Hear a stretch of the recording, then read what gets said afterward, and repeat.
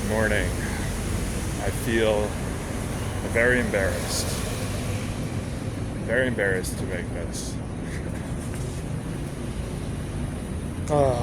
Where do I start?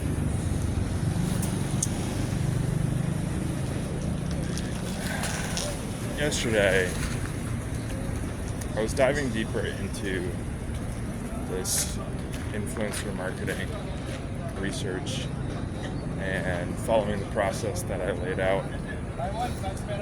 And it was the afternoon, and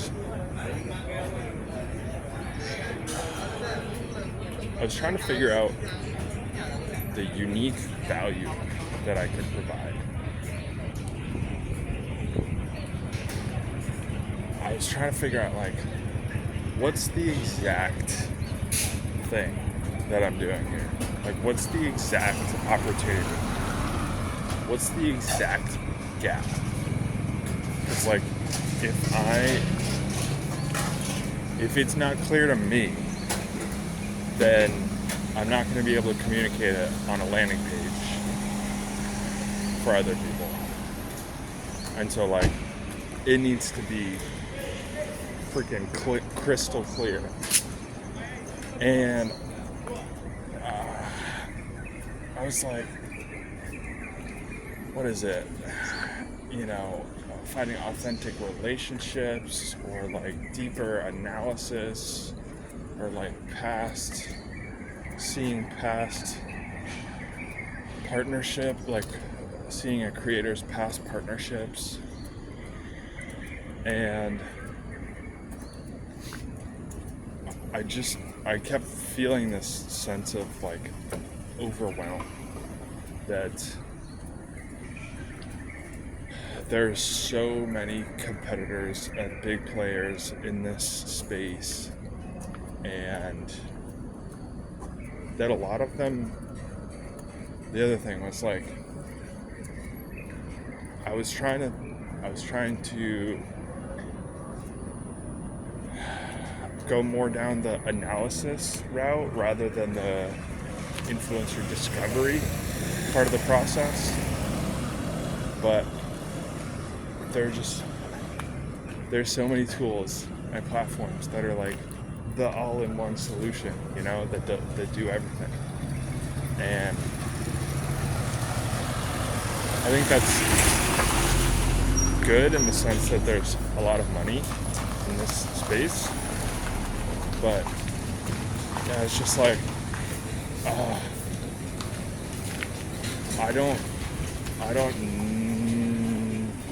it doesn't feel right. I can't figure it out. And I started thinking about what is this actually technically gonna look like? What would I actually build? Thinking more about what data do I have from the API, and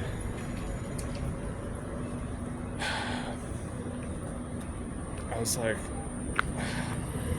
don't know that I can build something that is valuable enough.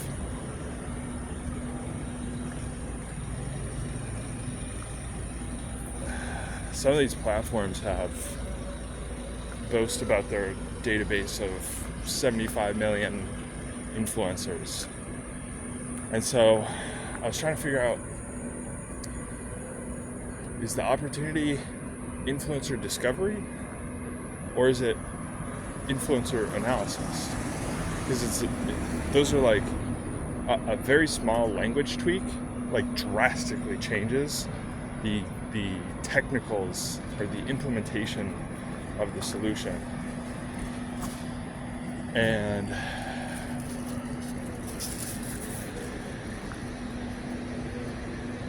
if I were to do influencer discovery, basically I would have to continuously crawl all accounts. And I was gonna focus on YouTube. basically crawl all YouTube accounts constantly and create this database. And like, I'm thinking about this, I'm like, I really need to store like millions of influencers and their data. And then if I go down the like analysis route, that's way easier, because just like give me one influencer and I'll give you like all their data. But the technicals, I was like, is this even valuable? Like, are people even going to use this? And I started to question if I was biting off more than I could chew. And so I went back to ChatGPT, my trusty steed and validation partner. And see my concern, and part of the reason I'm embarrassed is because I've talked about this in the past couple days and on my blog post as like, this is the path that I'm researching, but now I'm questioning it. And it's okay, but I just feel like I'm in a game of, my mind is a game of Pong, just like bouncing back and forth between ideas. I'm this one day, and then I'm this one day. I think what I learned was, and some perspective that I learned from ChatGPT that I didn't have, was with the context that I'm trying to build a niche solution, something that can be automated, and it's my first one, like real business, and second, it's my first SaaS. And I'm looking at that with the context of trying to enter into the influencer marketing space. And again, like, I could learn, yes, but there's just so much to learn. And the fact that I don't deeply understand the problems and the solutions and the context, like, I'm at such a huge disadvantage here.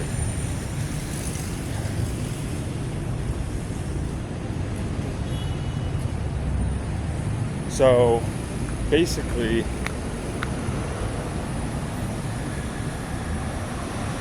during this ChatGPT venting process,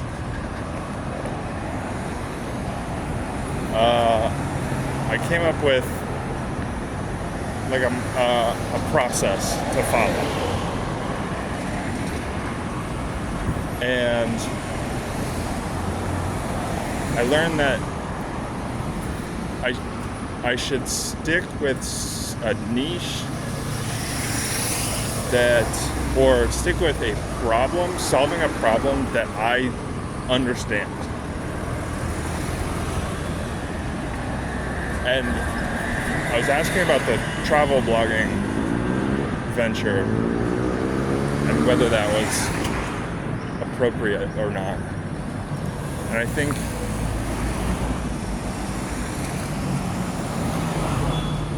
it was appropriate, but it was on the edge of appropriate. So it's like, I didn't deeply understand the problem. Like, I'm not a travel blogger in that sense. But I knew a lot about the tool and the solution. And so, like, that's okay, but it's not the best situation. The best situation is going to be if I have the problem and I deeply understand the problem. And so I think I'm tweaking my process and constraining even more. I think it feels kind of disappointing to keep ping-ponging, but I think, I mean, it's better than doing a deep dive and trying to actually build something for months and months. It's better to do the research now. And the other thing,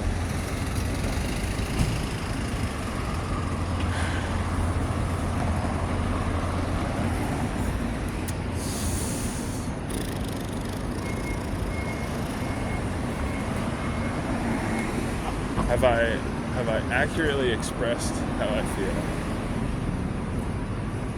I hope so. I feel embarrassed.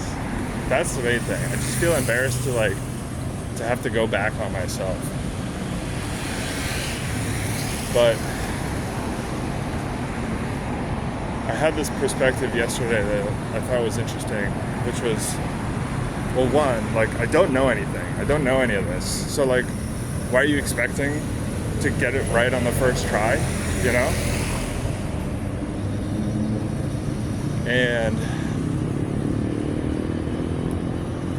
I related it back because I've been coming across a couple notes in my Obsidian vault that are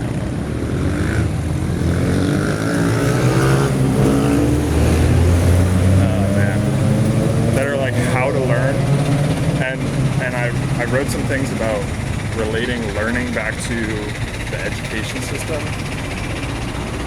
and I was like, this, where I am right now, is just I got a homework problem, I got a homework worksheet, and I'm going through the problems, and I got a couple of them wrong. And I handed it in, and the teacher was like, yeah, this one's wrong, you got this one right, and this one is half credit, but this one's wrong. And it's oh my God, it's so loud. When I frame it that way, it's I'm just learning. This is just learning. And this is exactly why I'm in a cheap place, and I can just figure these things out, And so I like that perspective of this is just learning the process, and I'm getting some things wrong, and that's okay. It's that's how you learn these things.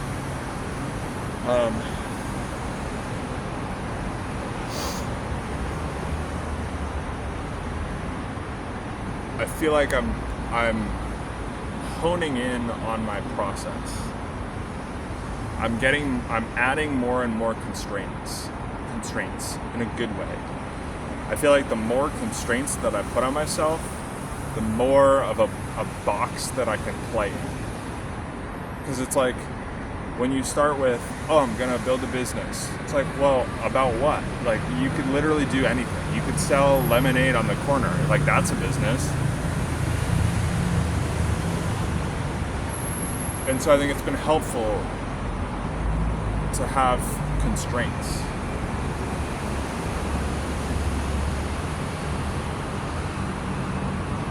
And I think the more of a box I put myself in this context,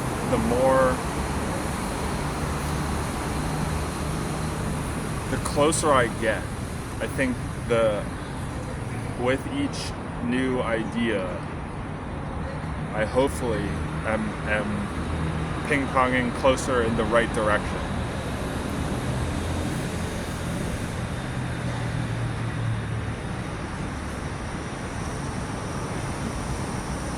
I think there was something else I wanted to say.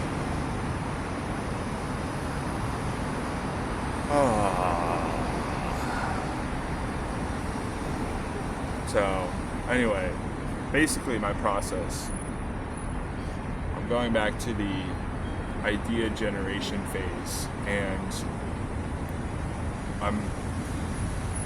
one of the things that I want to take more inspiration from is following more of a Peter Levels process. I think I'm doing too much ideating and not enough producing. And something that Peter Levels, who made Nomad List and a whole bunch of other stuff, did well is like spinning up really core, like quick MVPs and just putting them out there. And he was solving problems that he had, creating solutions and putting them out there and testing them. And so rather than what I'm doing, which is like trying to learn about a space and research the space,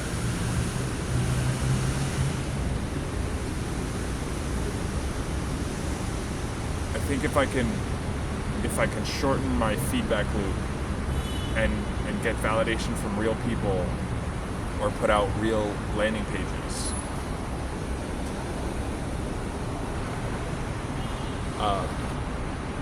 I think that's probably gonna be the lead that gets me to success more than just analyzing, you know?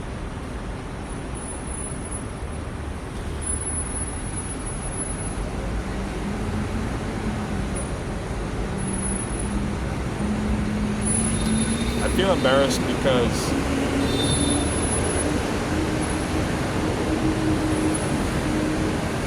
I've done a lot of talking. I've done a lot of talking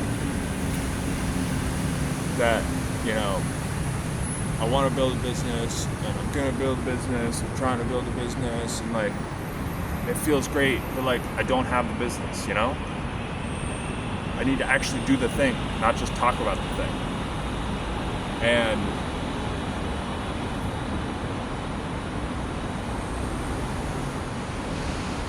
I think that's in some ways where documenting falls short and is not helpful, because they're, in some bro science terms, like when you talk about something that you are going to do or a goal, you get a little dopamine hit of like your brain thinks it's already achieved it, but you haven't actually achieved it. And so my goal with these videos is more to document the process and look into my mindset as I go there. But like, I have to actively push against this feeling of, it feels good to have talked about it, but I haven't actually achieved it. And I don't want to become another thing. I was reading one of these Reddit posts. It was like a coach that works with startups, and he was like, you know, I work with two types of startups. One is, or startup founders. The first one is like totally obsessed with the customer and like solving the problem of the customer. And the second one is like totally focused on the ideas and like the solutions. And basically contrasting that like the second one is not successful and the first one is the one that is successful that he finds. And I'm thinking about this in the context of like influencer marketing, and you know, I felt like something was just, I knew that like it's not my core interest, but again, I could learn. I'm trying to open myself up to adjacent opportunities.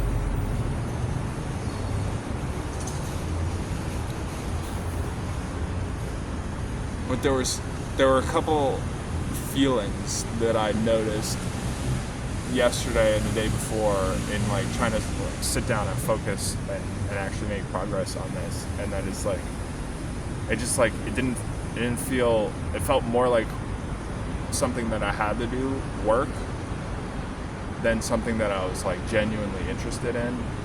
And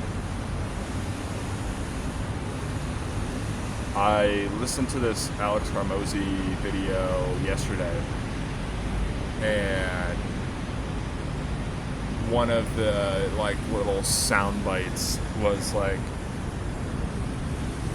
I can't remember the exact phrasing.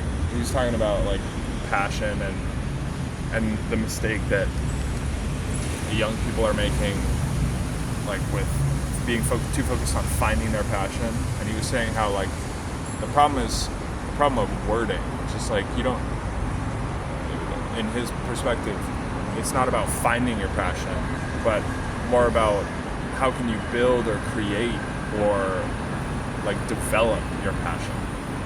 And that sometimes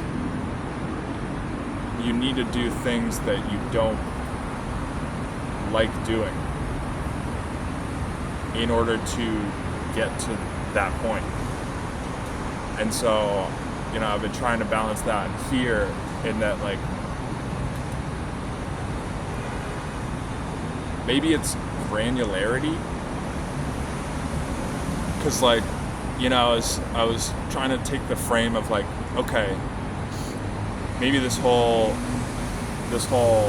opportunity or idea is the thing I don't want to do, but it's the thing I need to do, And so taking that frame of just like, I just need to learn to show up and get the work done. But maybe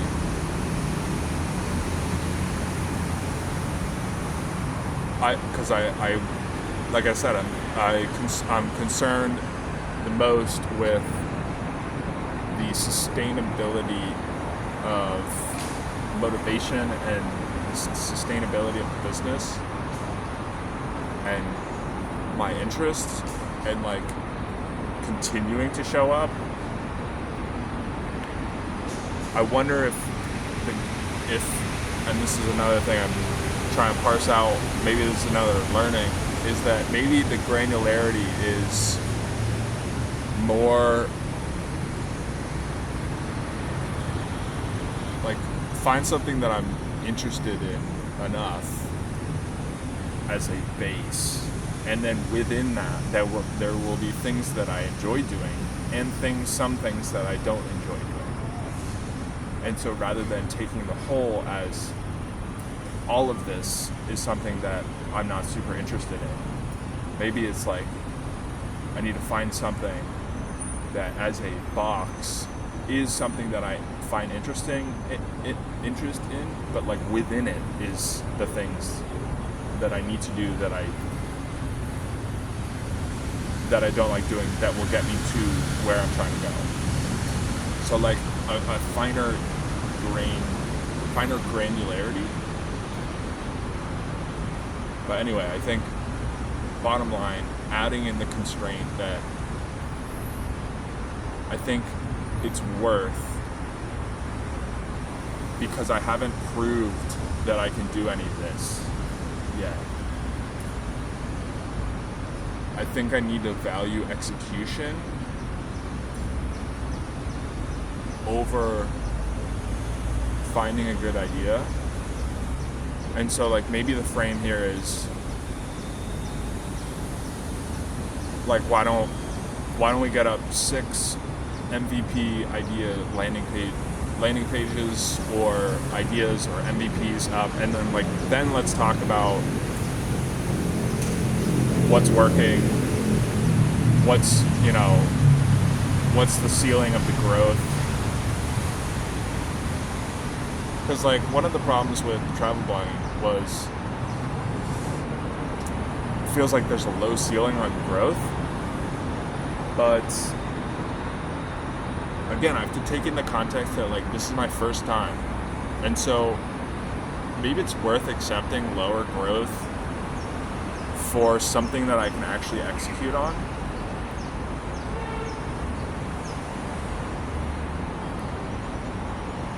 Like, if it plays out that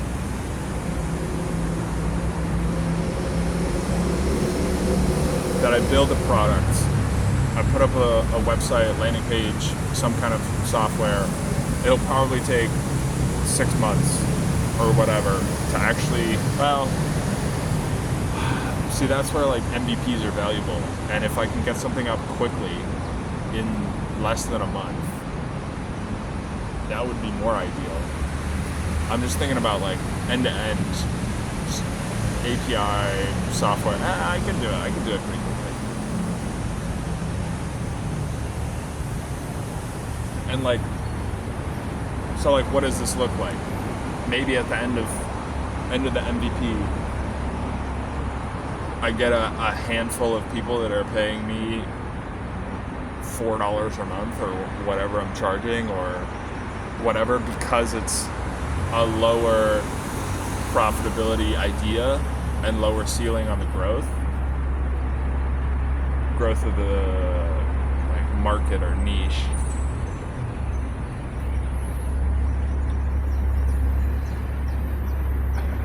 I'm just thinking like, back to this train of thought of like, let's talk when you have 6 landing pages up. It's like, when I'm making $24 a month from my MVP, like, then let's talk. I got nothing right now. I got nothing.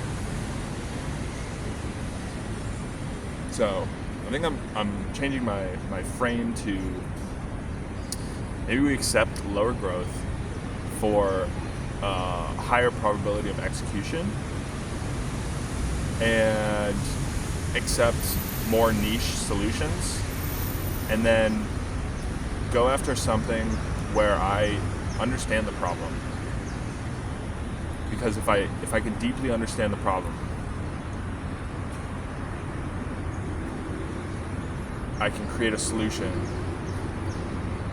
to that problem because I understand it. And so there's a quicker feedback loop there. And so then the question is just figuring out if other people have that problem and marketing to them, basically. So, like I said, I'm just getting homework problems wrong. I got that worksheet wrong, but I learned what to change for the next homework worksheet, you know? I'm learning. And this is why I'm in a cheap place. I think I've rambled enough. Hopefully, maybe you found that valuable, maybe not. Anyway, these are the moments that I want to capture. These are the ones. One day we'll get it. See ya.